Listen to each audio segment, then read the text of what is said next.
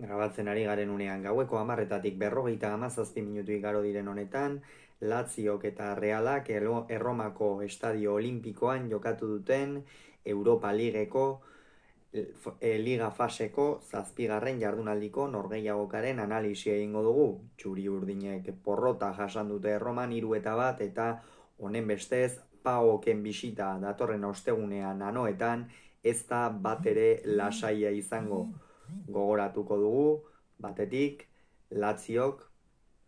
aurreko jardunaldian irabazi egin ziola Veronari 1-3 emaitzarekin, Realak berriz galdu egin zuen Valentziaren aurka Mestaian 1-0 emaitzarekin. Honen bestez, bi entrenatzaileek bi hamaikako dauen alde egin dute, hasiera batean Marco Baroni Lazioko entrenatzaileak mandas izan du atepean, lauko lerroa atzealdean Marusic eskuinaldetik, Nuno Tavares ezkerraldetik eta Mario Gila eta Romagnoli atzealdearen erdialdean, Euskarri bikoitz moduko bat osatu dute Gendozik eta Robelak erdipuntan izan da Bulaiedia, eta aurrean eskuinetik Isaksen, ezkerretik Zakagni eta Goian Tati Castellanos. Reala berriz, hamaika jokalari hauekin irten da, 4-3-3ko ohiko sistemarekin, Alex Remiro izan da atepean, eskuinegaletik lauko lerroan Jon Mikel Aranburu, ezkerraldetik Aien Muñoz, Agerdek eta Zubeldiak osatu dute atzealdearen erdialdea, Zubimendi izan da Euskarri moduan, Susic eta Braisek volante zirela lagundu diote, eta goian eskuinetik Xeraldo Becker, ezkerretik Takeku eta goian Mikel Oyarzabal. Realaren hamaikakoari dagokionez badakigu, Xeraldo Beckerren lekurik gustukoena edo behar bada ez dela ezkerralde hori, esango nuke eskuinaldetik askoz ere desberdintasun gehiago markatzen dituela Surinameko jokalariak, baina gaurkoan behar bada Ander Barrenetxeari ere atxeden apur bat eman nahi izan dio Imanolek, eta sistema apur bat ez aldatzearen, beste behin ere, ez baita lehen aldia izan, Xeraldo Beckerren aldeko apustua egin du hortxe. Partida hasieratikan gauzak asko aldrebestu zaizkio Realari, ikusi da Lazio zen olako taldea den, erakutsi dute gaurkoan zergatik handiren Europa Ligeko liga fase honetako liderrak, sekulako jokalariak dituzte, azkarrak, borroka edo duelo asko irabazten dituztenak, eta baloi geldi batean, 5. minutuan hain zuzen ere, erdiraketa egin du Laziok, Alex Remiro apur bat erdibidean geratu da, eta Aranburuk buru zurrundu du, gero aldaratzea Tati Castellanosi etorri zaio, Alex Remiro gelditu du, baina Mario Gilak, sasoi batean Real Madrilen egondako jokalariak, gola egin du 5. minutuan kolpe handia, izan da hori Realarentzat, eta gero esan beharra dago epailea, ez du aipatu, baina Larense Visser izan da, Belgikarra,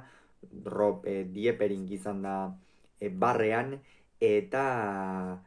kota oso altu ipini du, txartel horiekin, Robelari erakutsi dio 7. minutuan, Aieni 12. minutuan, baina esango nuke Realak reakzio ona izan duela, horregia da, izan dituela 4 minutu Lazio oso estu, edo Lazio Reala oso estu hartu duena golaren ostean, batez ere baloi geldietan ikeragarri sufritu dute txuri urdinek, esango nuke ia guztiak errematatu dituztela Laziokoek, eta hori denboraldi honetan zehar ez da oso ohikoa izan, gauzak diren bezala, eta alde horretatik behintzat esango nuke txuri urdinen mailak harritu nahuela ez. Gerora baina Realak izan du, apur bat bere momentua, esango genuke, baloia ongi mugitu du, tarteka Takekubo ere hartzen zuen, Takekubo oso baestuta zegoen, Tavaresen gandik, Gendoziren gandik, hor oso markatuta zeukaten jokalari Japoniarra, bai kanpokaldeko Lazioko jokalariek eta baita barnekaldekoek ere, eta benetan hori Realak nabaritu du, zalantzari gabe. Minutuak aurrera joan dira, eta 15. minutuan sekulako aukera izan du Gilak, hor jokaldia horretan benetan Realekoak ez dira bat ere finibili, eta 22. izan du Luka Susicek Realak partida osoan izan duen aukerarik onena. Hor izan dira Realaren minutu honenak, apur bat txuri urdinak bazirudien, pauso bat aurrera egiten ari zirela egia da. Laziokoek erritmoa mantentzen zutela, sekulako intentsitatearekin jokatu dute italiarre gaurko norgehiagoka, eta hor Luka Susicek area ertzean, area barruan hor izan du, zutoinera joan zaio, badirudi Luka Susicek zutoinarekin iman bat baduela, Atletico Madrilen aurka gol hori sartu zuen, baina geroztik Real Madrilen aurka ere izan zuen bat oso garbia, eta hori ere zutoinera joan zitzaion gaurkoa ere, eta horixe. Baina Reala jarraitu du, saiatu da, baina 30. minutuan partida erabat zapuztu egin da, epaileak bigarren txartel horia erakutsi dio haieni, honen bestez etxauriarrak zela jautzi behar izan du, eta Reala sistema berri horrekin apur bat agek dipini du ezkerralde horretan, apur bat defenditzeko ikusten zen gainera zenolako mina egiten ari zen ezkerralde horretatik Lazio Zakani eta Robelarekin, naiz eta Robela gendozirekin Euskarri bikoiz batean egon, askotan sartu da ezkerralde horretatik eta eskuinaldetik ere, markatu ez eskuinalde horretatik batez ere, Isaksenen aldetik, eta horri eutsi ezinik haienek falta egin du, eta horren ondorioz bigarren txartela ikusi eta kalera joan da. Eta esan dugun bezala, handik 2 minutura Isaksenek erdiraketa egin du, ze partida jokatu duen Isaksenek, lehen zati horretan, etzen Romali barkatu Isaksen zen, benetan ikeragarria izan da. Eskuinalde horretatik desberdintasunak nola markatu dituen, hasieratik sartu die errespetua Realeko atzelariei, kanpo kaldera jokatzen zuen, baina barne kaldetik beti jokalariak zituela eta oso ongi ikusten zituen, eta gainera bigarren goleko pasean Zakaniri oso ongi ipini dio burura, eta Lazioko kapitainak ez du barkatu, 32. minutua zen, 2 eta huts Reala galtzen ari zen 10ekin, eta hori gutxi balitz, zigorra gutxi balitz, beste kolpe bat eman diote buruan Realari, kasu honetan taldeak aurrera egina izan du apur bat 10 jokalarirekin, eta hor badakigu beste taldeak 11ekin ari dena kasu honetan kontraerasoak hartzen baldin baditu,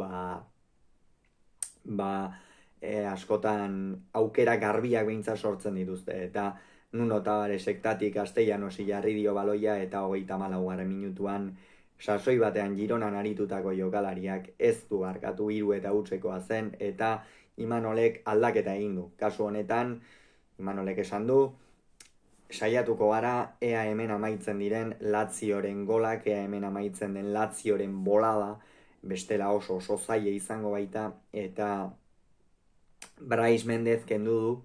eta Javi López sartu. Braisek minutu ona jokatu ditu, egia da oso lotuta aritu dela, batez ere zela erdi horretan Laziok sekulako intentsitatea sartu delako, bai Gendozi eta bai Ribolirekin, eta apur bat gainditua ere sentitu dela esango nuke Brais, gero sakontasuna ere ezin izan du bilatu Xeraldo Beker edotak ekubo bilatzerako garaian, eta esan gaurkoan jokalari galiziarra deseroso aritu dela esango nuke, eta gero Javi López atera da, bere lana bete du, azken finean 3 gol jasotzea edo 3 golekin geratzea zen Realaren helburua, ahalik eta gol gutxien jasotzea bederen, eta hori lortu du. Gero noski atera den unea ere ez da nahiko lukeen unea izan, baina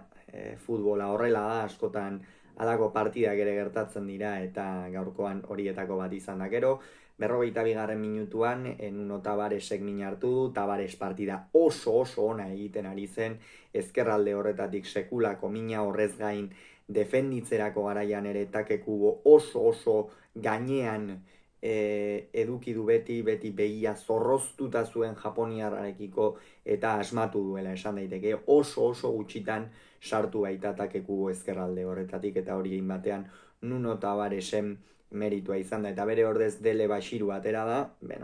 honek ere horixe minutua jada partida erabakita zegoenean irten da, eta bere lana bete duela esan daiteke ez, ezkerralde horretatik gerora Lazio baloia ukitzera eskaini baita ez partidan zehar. Atsen aldian, batetik Laziok Tati Castellanos kendu du eta Pedro sartu, Pedro Bartzelonako jokalari oi mitikoa, urte batzuk Lazion jada badara mazkiena, eta Tati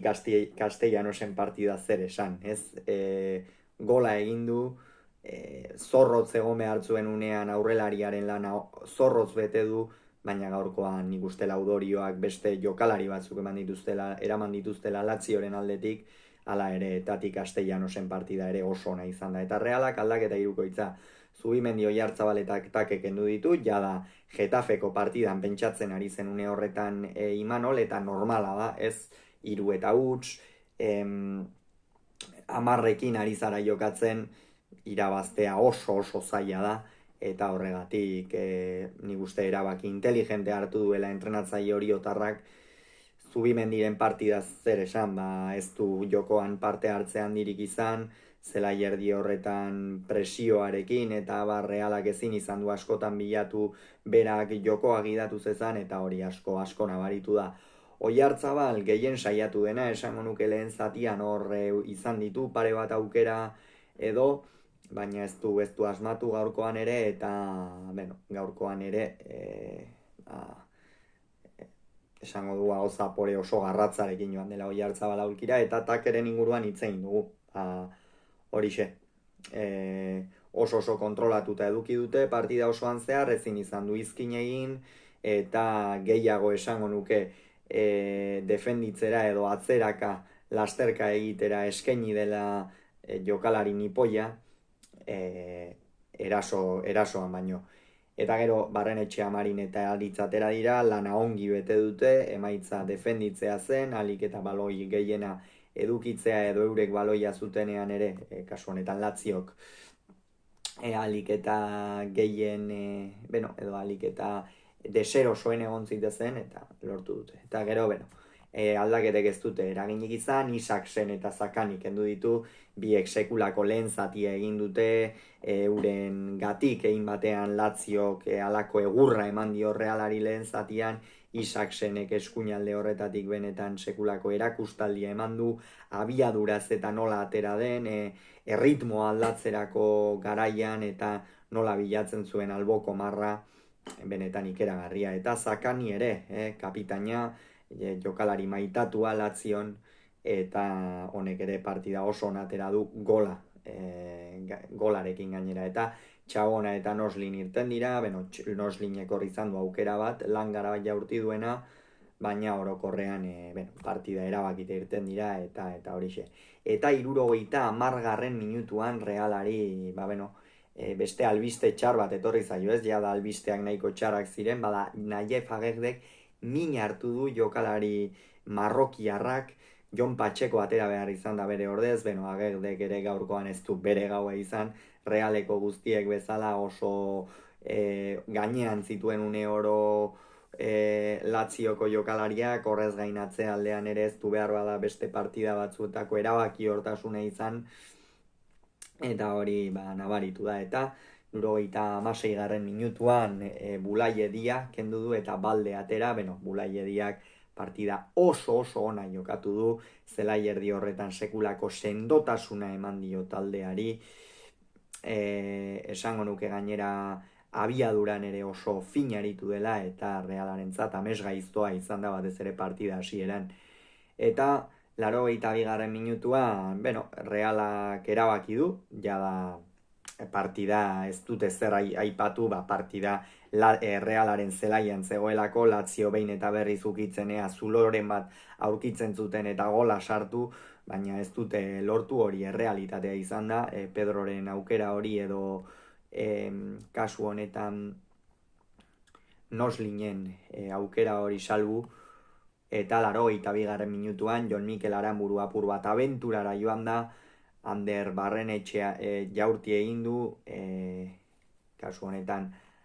atezainak esango dut, Mandasek baloia atera, baina gero Ander Barrenetxeak ez du barkatu, eta honen bestez horrelaxe amaitu da partida, eta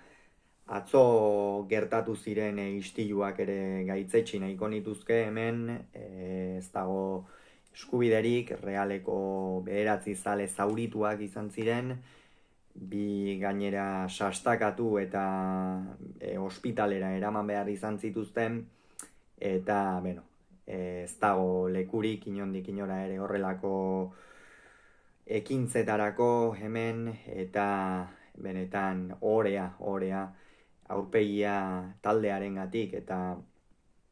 guztiengatik aurpegia ematen duten horiei. Hauxe beraz esan beharreko, aurrengoan gehiago izango zuen, bitartean ongi izan, agur.